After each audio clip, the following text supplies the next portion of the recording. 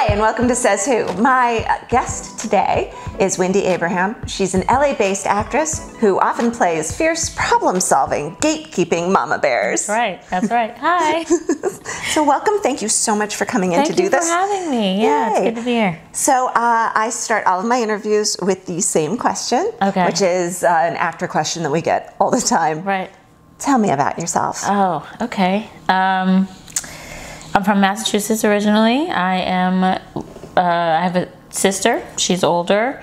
I have two nieces and two nephews, and a husband and two dogs, and full life. I live in Los Angeles, and I'm acting, and I'm, trying to do the thing, live the life. So that's what I am. That's who I am. Thanks. So you grew up in Massachusetts. Mm-hmm. Was acting something that you knew that you wanted to do, or was it something that came a little later? So my family is from Haiti. I'm a first-generation American. Go immigrants. And I grew up, there are three things you can be. You can be a doctor, you can be a lawyer, or you can be like in business and finance. And so those were the options. So I went through school and I did that, and I studied hard, but I also was dancing and singing and acting throughout the whole time. And then when I graduated from college, there wasn't really that avenue to be creative anymore. And so it just got really depressing. And so then I went to talk to my mom. Now, at the time I was 22 at this point, 23. And I was like tiptoeing in to be like, I think I need to go back to being creative. Like, I read this book and it suggests that this is where I need to be. And she looked at me and I was like bracing myself to get knocked out. And she was like, okay, well, what's your plan? What are you going to do? Where are you going to go? What's up? And I was like, oh, I guess I'm moving to New York. And that was it. Yeah, that was it. So I had always done it, but as an extracurricular or extraneous stuff. But then I moved to New York and I started studying heavily at HB Studio and auditioning and going from there. So there you are in New York, and it sounds like you've got some support from your family you weren't expecting, and you're doing stuff. So what made you decide to transition to Los Angeles? So it came at an interesting time. I had just ended a relationship, and I felt like I needed to get away. That was one part of it. The other part of it was that I had focused a lot on theater in New York, and I wanted to transition into film and television. And there was an EcoCast at the time. There wasn't like all of that kind of like you can sort of satellite your auditions in and stuff. So LA was the place to be for film and television. And so I was like, okay, I'm moving. And I think I spent about 6 months or a year getting myself ready. And then I came out here and immediately joined a theater company. So nice. I was like, film and television, here I come. Hey, a theater company. Yeah, but it is what it is. That was where my home base was here, which was great. It led me to a lot of people like you and some other like really fabulous friendships that have sustained me for the time that I've been here. So you show up in Los Angeles, you join Moving Arts, which is the theater company, but you want to do film and television. Yeah. And how do you think about going about that? Were there things, cautionary tales, or things that worked? I'm still trying to figure it out. I'm still trying to figure it out, it's really just, this is the long game. I mean, you have to follow your passion. You have to follow what your soul is telling you to do. This is not, for the faint of heart, you know what I mean? And you just kind of stay true to yourself as an artist and as a creative, as a healer. That's how I think I best serve the world that we live in, in terms of healing and helping through the stories that I tell and the sort of empathy that I call from the audience, and I stay true to that, and that lights my path. And one of these days somebody's gonna want to see me on TV. I don't know. I mean, when they do, I'll be ready because I'm practicing. So yeah, I mean, that's That's all we can do, you know? That's true. So you say you're practicing. Yeah. Is that something that you're doing? You staying in class and that kind of thing? What are you doing to sort of keep yourself? I mean, it's a sort of amalgamation of things. I mean, as someone who is a giver, right? As an artist, you're giving out things, right? So you have to make sure that you're replenishing that stuff, and that is creatively, that's you know, education wise, that's like experiencing you know, going to see other theater, watching television, watching other stories, seeing like how you connect with those stories, exploring characters, reading plays, reading books, articles in newspapers. It's just kind of, being an artist is really it's a beautiful and sometimes overwhelming thing, because you're a vessel, right? And so in order for you to be able to put out, you have to replenish. And so that's partially exercising the muscle, and that's just sort of keeping your soul intact and like connecting with human beings, and just sort of maintaining an empathetic thread, you know? I think. I don't know. Like I said, I'm trying to figure it out. So what do you do when you're not doing the acting work and the you know, when Wendy's just Wendy at home? What's she doing? God. If you ask Leo, he would say I'm never at home. That's my husband. I don't know. I like hanging out with my husband, obviously, and my dogs are adorable, so snuggling with them, hanging out with friends, laughing at whatever and anything. And as much as I want to say being healthy and working out all the time, that's not always the case, but it's a goal. I work on it, you know. It comes in waves, you know. So I do that kind of stuff. Family is really important to me, so I spend a lot of time talking on the phone with my mom and my sister, my nieces and nephews, and my grandmother. They are on the East Coast still, so yeah. But I do watch a lot of stuff, like television, Netflix, Hulu. We have all of it. Nice. People are like, you don't need that. All you need is this. I'm like, no, we have Netflix, we have Hulu, we have cable, Amazon, we have Amazon Prime, honey. Yes, all of it. And those originals are like killing it. So so sure, I watch a lot of stuff. All right, well, we come to the end of our getting to know you portion. Okay. And we're going to move on to the lightning round. Okay. All right. Let's do it. All right, Wendy, it is lightning round. Yes. You ready for this? I hope so. All right. Dark chocolate or milk chocolate? Oh, God, I know I'm supposed to say dark chocolate because it's healthier, but milk chocolate. Coffee or tea? Tea.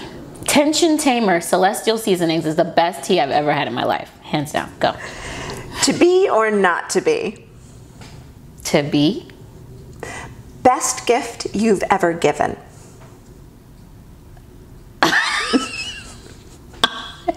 Oh, I threw my husband a surprise re-Halloween party because he hurt his back on Halloween one year. And so on his birthday, which is November 13th, I threw him a surprise Halloween party. And it was easy because everyone still had their costumes from Halloween. So that was the best gift. He was so surprised.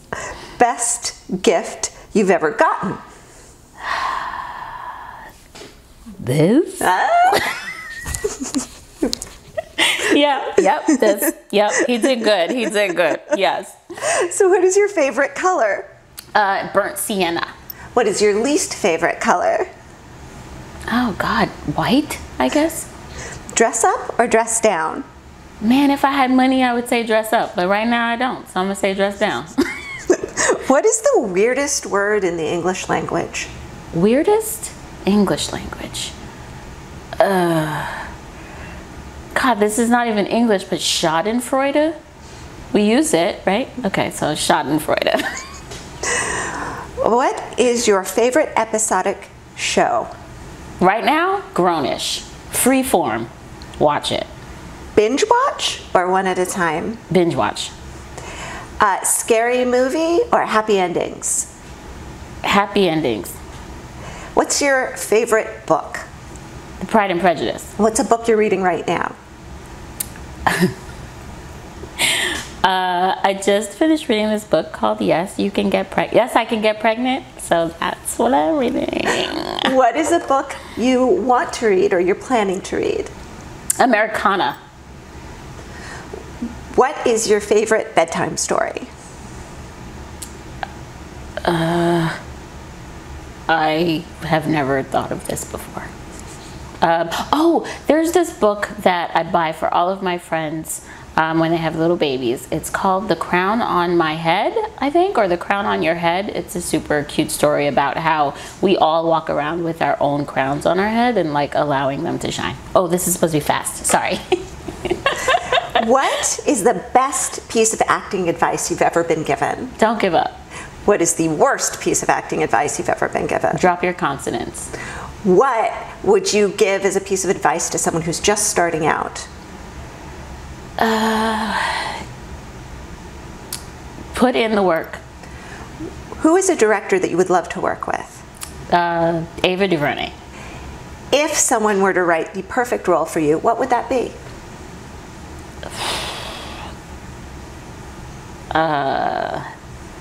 Something where I had superpowers and could heal the world. What would your superpower be? Healing and rejuvenation, hand in hand. What is the last set you were on? I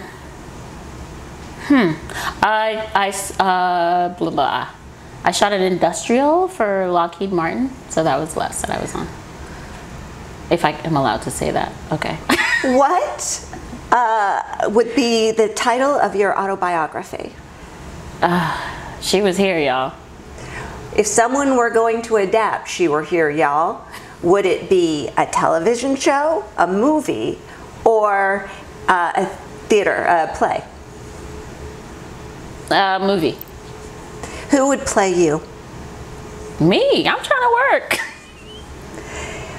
What 3 people would you like to have a dinner party with? Oh, God. Do they have to be living? I would say the Obamas and Malcolm X. Were you named after someone? Yeah, Wendy. You know, Peter Pan and stuff. What life lesson would you want everyone to learn?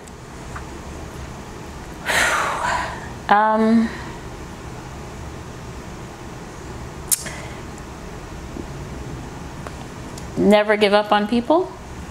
Describe yourself in a hashtag.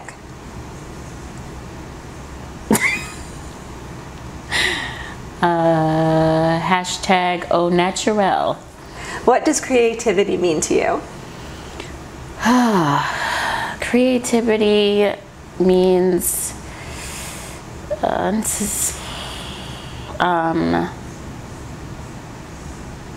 something about energy, something about I don't know, ignition, I don't know, something bursting. I don't know. What is the best compliment you've ever received? That I'm smart.